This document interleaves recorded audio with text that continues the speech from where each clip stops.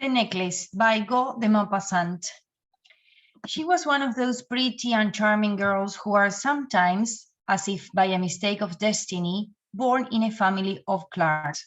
She had no dowry, no expectations, no means of being known, understood, loved, wedded by any rich and distinguished man, and she let herself be married to a little clerk at the Ministry of Public Instruction.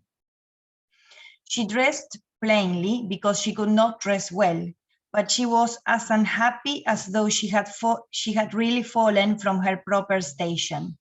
Since with women there is neither caste nor rank, and beauty, grace, and charm act instead of family and birth. Natural fitness, instinct for what is elegant, suppleness of wit are the sole hierarchy and make from women of the people the equals of the very greatest ladies. She suffered ceaselessly, feeling herself born for all the delicacies and all the luxuries. She suffered from the poverty of her dwelling, from the wretched look of the walls, from the worn-out chairs, from the ugliness of the curtains. All those things of which another woman of her rank would never even have been conscious tortured her and made her angry. The sight of the little Breton peasant who did her humble housework aroused in her regrets which were despairing and distracted dreams.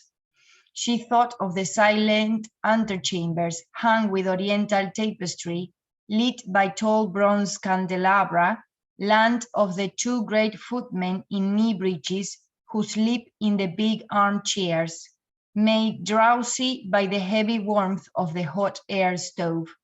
She thought of the long salons fitted up with ancient silk, of the delicate furniture carrying priceless curiosities, and of the coquettish perfumed boudoirs made for talks at 5 o'clock with intimate friends, with men famous and sought after, whom all women envy and whose attention they all desire.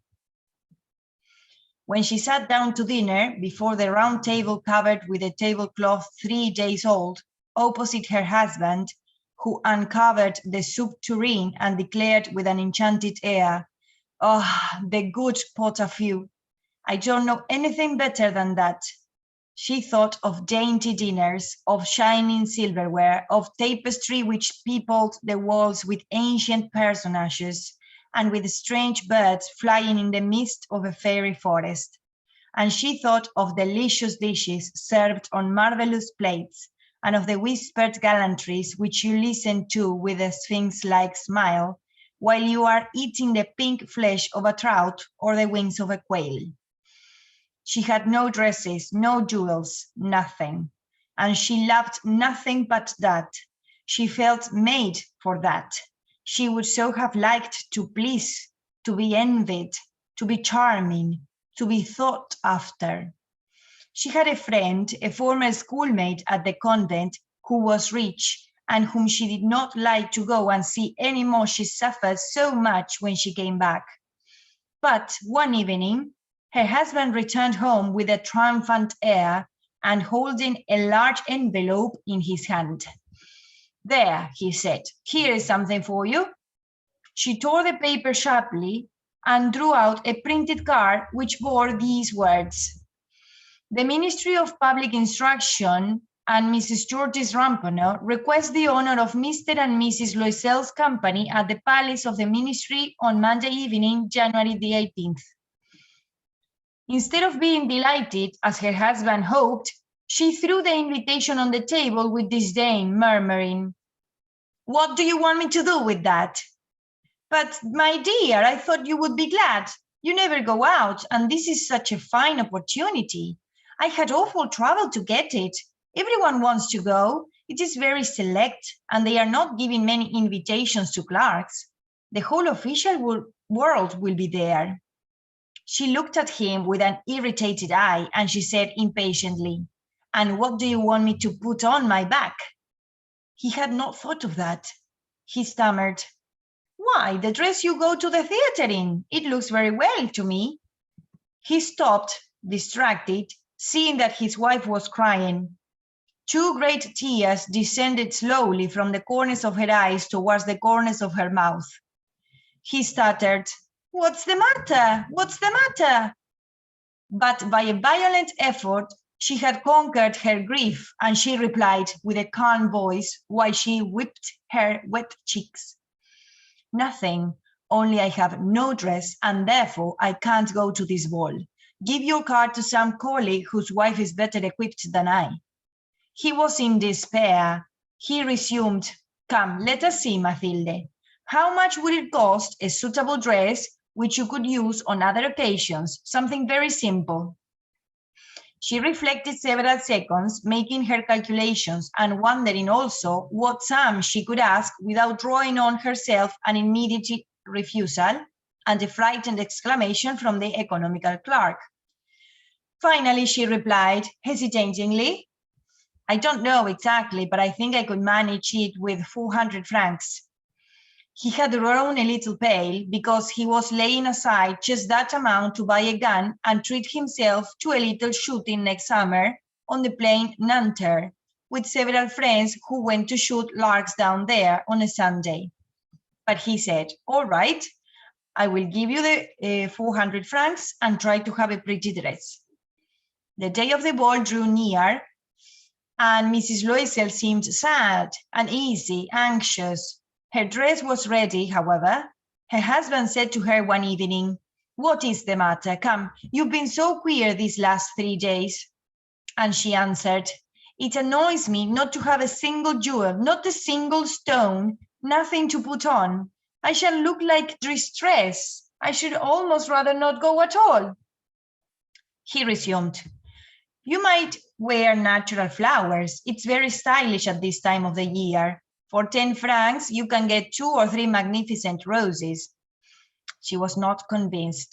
"No, there's nothing more humiliating than to look poor among other women who are rich." But her husband cried, "How stupid you are! Go look up your friend, Mademoiselle Forester, and ask her to lend you some jewels. You're quite thick enough with her to do that." She uttered a cry of joy. "It's true! I never thought of it." The next day, she went to her friend and told of her distress. Madame Forester went to a wardrobe with a glass door, took out a large jewel box, brought it back, opened it, and said to Mrs. Loisel, "Choose, my dear." She saw first of all some bracelets, then a pearl necklace, then a Venetian cross, gold and precious stones of admirable workmanship. She tried on the ornaments before the glass, hesitated, could not make up her mind to part with them, to give them back. She kept asking, Haven't you any more?" "Why, yes, look, I don't know what you like." All of a sudden, she discovered in a black satin box a superb necklace of diamonds, and her heart began to beat with an immoderate desire. Her hands trembled as she took it. She fastened it around her throat, outside her high-necked dress, and remained lost in ecstasy at the sight of herself. Then she asked, hesitating, filled with anguish, "Can you lend me that, only that?" "Why, yes, certainly." She sprang upon the neck of her friend, kissed her passionately, then fled with her treasure. The day of the ball arrived.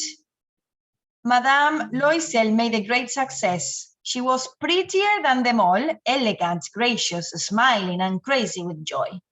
All the men looked at her, asked her name, endeavored to be introduced. All the attaches of the cabinet wanted to waltz with her. She was remarked by the minister himself. She danced with intoxication, with passion, made drunk by pleasure, forgetting all, in the triumph of her beauty, in the glory of her success, in a sort of cloud of happiness composed of all this homage, of all this admiration, of all these aquant desires, and of that sense of complete victory which is so sweet to woman's heart. She went away about 4 o'clock in the morning. Her husband had been sleeping since midnight in a little deserted anteroom with 3 other gentlemen whose wives were having a very good time. He threw over her shoulders the wraps which he had brought, modest wraps of common life, whose poverty contrasted with the elegance of the ball dress. She felt this and wanted to escape so as not to be remarked by the other women who were enveloping themselves in costly furs. Loisel held her back. Wait a bit, you will catch cold outside. I will go and call a cab. But she did not listen to him and rapidly descended the stairs. When they were in the street, they did not find a carriage and they began to look for one, shouting after the cabmen whom they saw passing by at a distance. They went down towards the Seine in despair, shivering with cold. At last, they found on the quay one of those ancient noctambulant coupes which, exactly as if they were ashamed to show their misery during the day, are never seen around Paris until after nightfall. It took them to their door in the Rue des Martyrs, and once more, sadly, they climbed up homeward. All was ended for her, and as to him, he reflected that he must be at the ministry at 10 o'clock. She removed the wraps which covered her shoulders before the glass, so as once more to see herself in all her glory. But suddenly she uttered a cry. She had no longer the necklace around her neck. Her husband, already half undressed, demanded, "What is the matter with you?" She turned madly towards him. I've lost Mademoiselle Forrester's necklace." He stood up, distracted. "What? How? Impossible!" And they looked in the folds of her dress, in the folds of her cloak, in her pockets, everywhere. They did not find it. He asked, "You sure you had it on when you left the ball?" "Yes, I felt it in the vestibule of the palace." "But if you had lost it in the street, we should have heard it fall. It must be in the cab." "Yes, probably. Did you take his number?" "No." "And you? Didn't you notice it?" "No." They looked thunderstruck at one another. At last Loisel put on his clothes. "I shall go back on foot," said he, "over the whole route which we have taken to see if I can't find it." And he went out. She sat waiting on her chair in her ball dress, without strength to go to bed, overwhelmed, without fire, without a thought. Her husband came back about 7 o'clock. He had found nothing. He went to police headquarters, to the newspaper offices, to offer a reward. He went to the cab companies, everywhere, in fact, whither he was urged by the least suspicion of hope. She waited all day, in the same condition of mad fear before this terrible calamity. Loisel returned at night with a hollow, pale face. He had discovered nothing. "You must write to your friend," said he, "that you have broken the clasp of her necklace and that you are having it mended. That will give us time to turn round." She wrote at his dictation. At the end of a week, they had lost all hope. And Loisel, who had aged 5 years, declared, "We must consider how to replace that ornament." The next day, they took the box which had contained it, and they went to the jeweler whose name was found within. He consulted his books. "It was not I, madame, who sold that necklace. I must simply have furnished the case." Then they went from jeweler to jeweler, searching for a necklace like the other, consulting their memoirs, sick both of them with chagrin and with anguish. They found in a shop at the Palais Royal a string of diamonds which seemed to them exactly like the one they looked for. It was worth 40,000 francs. They could have it for 36. So they begged the jeweler not to sell it for 3 days yet, and they made a bargain that he should buy it back for 34,000 francs in case they found the other one before the end of February. Loisel possessed 18,000 francs, which his father had left him. He would borrow the rest. He did borrow, asking 1,000 francs of one, 500 of another, 5 louis here, 3 louis there.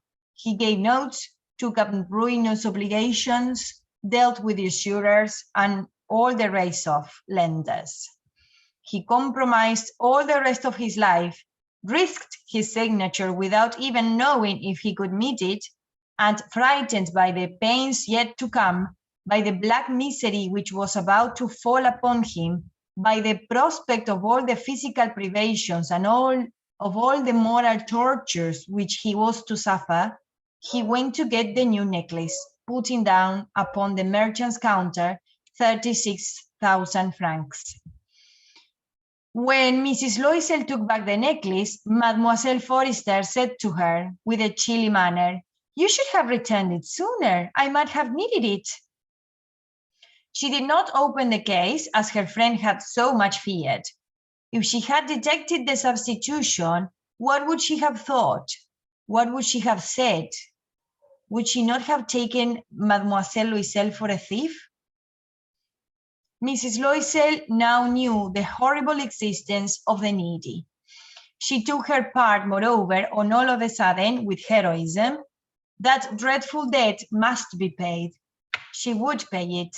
They dismissed their servant.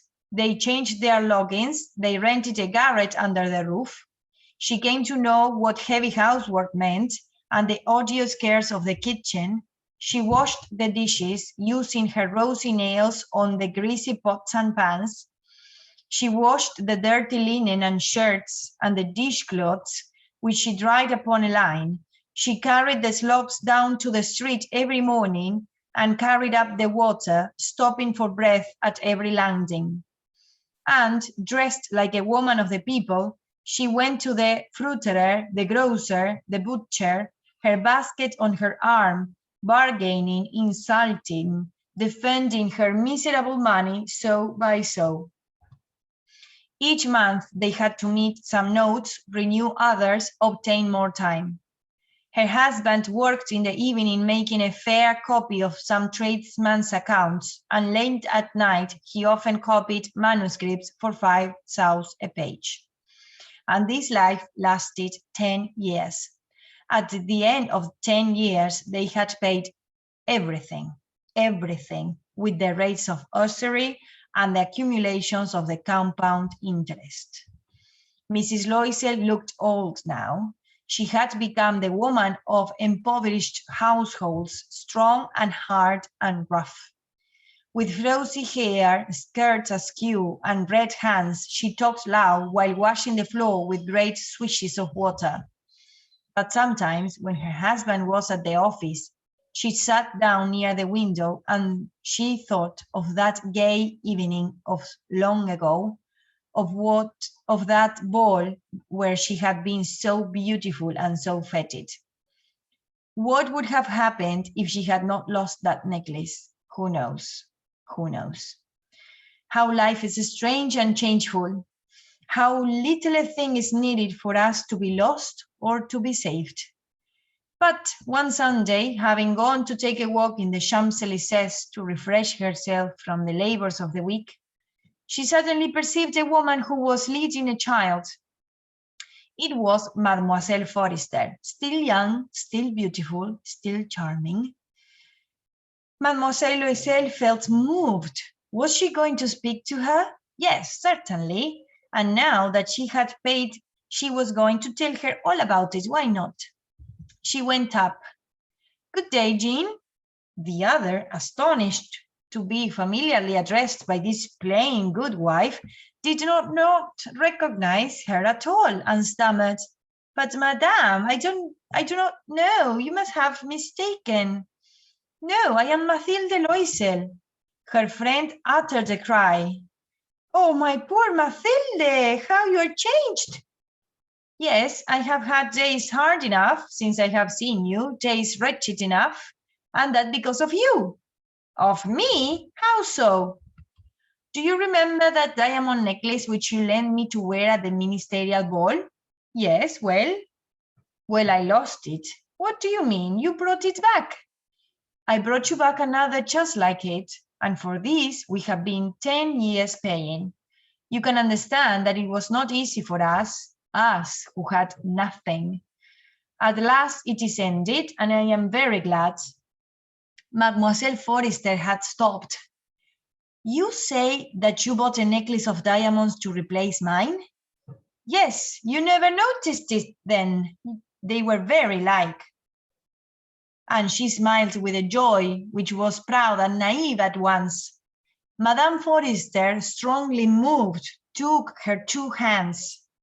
Oh, my poor Mathilde, why my necklace was paste. It was worth at most 500 francs.